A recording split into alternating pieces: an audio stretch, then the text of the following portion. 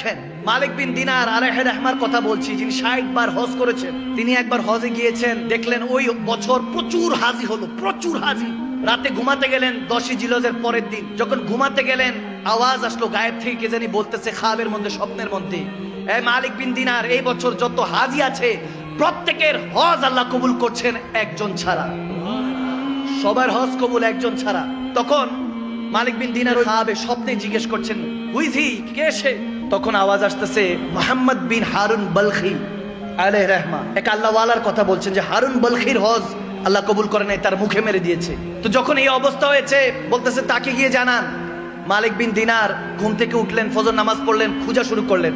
এখন যারা হজে গিয়েছে তারা এই বিষয়গুলি জানে যে এক একটা তাবুক আলাদা থাকে। বাংলাদেশ থেকে যারা যায় তাদের তাবুক আলাদা, যারা ইয়ামান থেকে যায়, মিশর থেকে যায়, তাদের তাবুক আলাদা, হিন্দুস্তান থেকে পাকিস্তান থেকে যায় তাবুক আলাদা। এক একটা দেশের এক একটা আলাদা আলাদা গোত্র আছে। ওখান থেকে প্রত্যেকে এরহাম বাঁধে, নিয়ত করে, হজ করে। এখন খুঁজতেছে বলখিবাসীরা কারা। খুঁজতে খুঁজতে এক জায়গায় যখন দেখলো ওখানে বলখি লেখা, বলখবাসীরা, ওখানে গিয়ে জিজ্ঞেস করছে হারুন বলখি কি চিনেন? বলে হ্যাঁ চিনি, কিন্তু অনেক বড় আল্লাহওয়ালা, পরেজগার বান্দা। কিন্তু কিয়ামুল লাইল করে, সারা রাত ইবাদত করেন, সারা দিন রোজা রাখেন। সুবহানাল্লাহ। এরকম অবস্থা, এত ইবাদত গুজার। বলতেছে বলেন কি?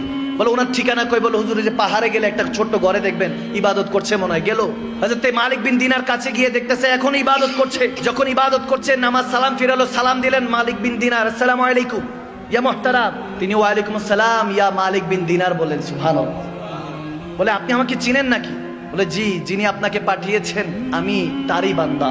যখন মালিক বিন দিনার বলে আপনি এত পরেজগার ব্যক্তি, আপনি জানেন আমি কে? বলে এটাও জানি, নিশ্চয়ই কেউ না কেউ খাবে আপনাকে বলেছে যে আমার হজ এবছরও কবুল হয় নাই। অবাক হয়ে গেলেন, স্ট্রেঞ্জ হয়ে গেলেন। বলে ব্যাপার কি?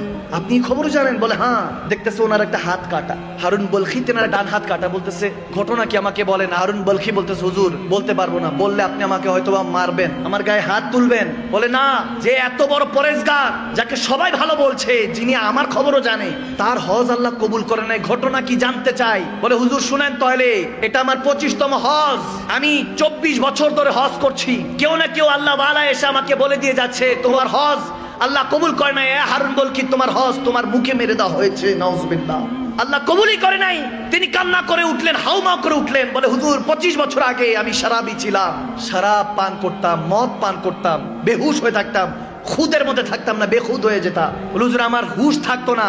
রমজানের ওয়াক্ত ছিল, সবাই ইফতারের জন্য তৈরি করছে, নিজেদেরকে প্রস্তুত করছে। আমি মদ পান করে যখন ঘরে প্রবেশ করলাম, ক্ষুধা পেয়েছে, খাবারের জন্য যখন হাত বাড়াচ্ছি, মাকে বললাম রুটি দাও, গোশত দাও। মা বললো শরম করো, হায়া করো, লজ্জা করো, সবাই রোজাদার, তুমি কেমনি ভাবে বেরোজদার মদ পান করে এসে তামাশা করছো? হায়া করো, লজ্জা করো। যখন বলছে, দেখেন অনেকে, আমি এই জায়গায় একটা কথা বলি, কোন মা বাবা যদি তার সন্তানের সাথে কথা বলতে কার্পণ্য বোধ করে, চিন্তা করে যে আমার সন্তান এই কথাটা বললে হয়তো রাগ করতে পারে, আমি মনে করি সেই রকম সন্তানের মতো বদনসিব সন্তান আর জমিনে নেই। আওয়াজ দেয় না? ঠিক না? যেই মা বাবা আপনাকে জন্ম দিল, সেই মা বাবা যদি চিন্তা করে যে আমার ছেলে আমার মেয়ে মনে হয় রাগ করবে এই কথা বললে, তার মতো বদনসিব আর নেই। মা বাবা আপনাকে হায়া করছে, আপনাকে ভয় করছে, নাউজুবিল্লাহ। তার মানে আপনার জান্নাত এখন আর সেই আল্লাহর কাছে চৌখাটে, আপনার ঘরে আর জান্নাতটা নাই। ঠিক না ভাইয়ের আমার, বাবার আমার? মা যখন বলো হায়া করো, লজ্জা করো, সে হারুন বলখি বলে হুজুর আমি এটা শুনে রাগ মাথা উঠলো, আমি একটা থাপ্পড় দিলাম আমার মাকে। নাউজুবিল্লাহ। থাপ্পড় দিলাম, আমার মাটা তরপাইতে তরপাইতে, উনুন ওইখানে আগুন ছিল, চুলার মধ্যে পড়ে গেল। আমাকে কয়েকজন ধরাধরি করে, যেহেতু নেশায় ধুত ছিলাম, খবর নাই, বেহুশ, ঘরের মধ্যে আমাকে বন্দি করলো। পরের দিন ঘুম ভাঙলো, দেখি আমার স্ত্রী, ওয়াইফ ব্যাগ গুছাচ্ছে। বললাম কি ব্যাপার, কোথায় যাচ্ছ? বলে যে মায়ের সন্তান হতে পারে না, সে বউর স্বামী কিভাবে হবে? আমি তোমার সংসার করব না।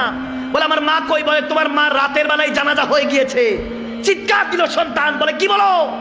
আমার মা জানাজা হয়েছে, আমাকে জানো নাই? বলে তুমি তো নেশায় ধুত ছিলা, তোমার মা তোমার থাপ্পড় পেয়ে নাউজুবিল্লাহ ওই উনুনের মধ্যে, আগুনের মধ্যে পড়ে ওখানে ইন্তেকাল হয়েছে। যেতে যেতে বলেছে আমার সন্তান যাতে আমার মুখ না দেখে। বদকিসমত ওই সন্তান। হারুন বলখি বলতেছে হুজুর এই কথা শোনার সাথে আমি একটা দা উঠালাম, ছুরি উঠালাম, হাতটার মধ্যে ডান হাতে কোপ দিয়ে হাতটাই ফেলে দিলাম। যেই হাত আমার মায়ের গায়ে উঠে, বাবার গায়ে উঠে, ওই হাতের দরকার নেই। এরপর সমস্ত সয় সম্পত্তি আমি দান খয়রাত করে দিলাম গরিব মাসাকিনদের মধ্যে। আজকে 25 বছর ধরে হজ করছি হুজুর। কেউ না কেউ আল্লাহ ওয়ালা এসে বলে যে আমার হজ কবুল হয় না, আল্লাহ মুখে মেরে দিয়েছে হজ। তখন মালিক বিন দিনার রেগে গেলেন, বলে আরে মার উপরে যে অত্যাচার করে সে কিভাবে মানুষ হতে পারে। মালিক বিন দিনার তার গায়ে একটা থাপ্পড় মারলেন, তার গালের মধ্যে থাপ্পড় মারলেন।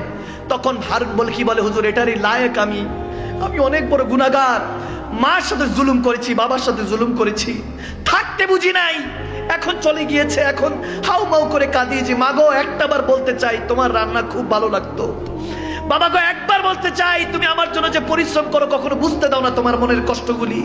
সেই মা বাবাকে হারিয়ে এখন বুঝি হুজুর, এখন আর তো কোনো কিছু করার নাই, দাঁত থাকতে দাঁতের মর্ম বুঝি নাই। আর যখন মালিক বিন দিনার এই কথা শুনে তার মুখের উপর থুতু নিক্ষেপ করে চলে গেল, রাতের